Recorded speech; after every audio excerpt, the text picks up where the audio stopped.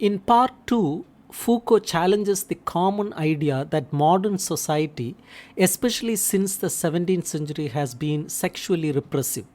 Many believe that during this time, sexuality was hidden, speech about it was controlled, and any open discussion was silenced by rules and moral codes. It is widely assumed that power worked by suppressing sexual freedom and that speaking about sex became difficult and dangerous. Foucault questions this idea, which he calls the repressive hypothesis. He asks whether sex was really silenced or whether something more complex was happening.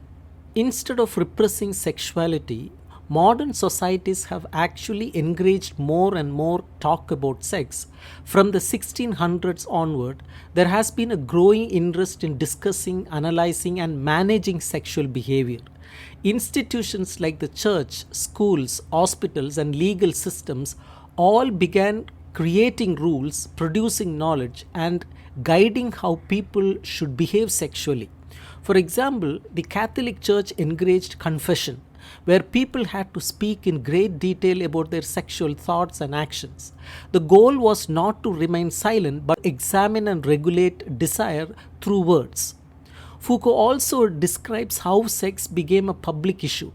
Governments began to study populations by collecting information about birth rates, family size, marriage, and health.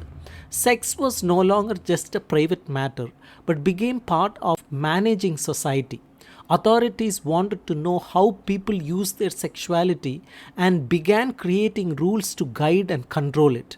In this way, sex became part of public discussions through science, medicine, education, and law. Children's sexuality became a new focus. Instead of ignoring it, schools and parents began to monitor and regulate it more carefully. Even people who had unusual or non traditional sexual behaviors were not just silenced, they were studied, written about, and treated. Doctors, psychiatrists, and legal experts examined their actions and created categories like perversion and abnormality. This produced more talk about sex, not less. So instead of seeing power only as something that represses, Foucault shows how power can work by encouraging people to speak, confess, and reveal the truth about their sexuality.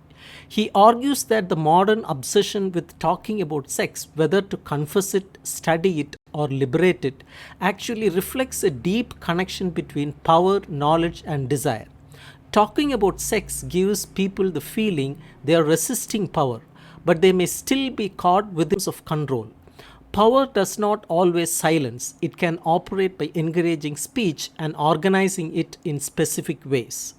Foucault's main point is that the history of sexuality is not just about repression, it is about how societies have created vast systems to manage sex through discourse.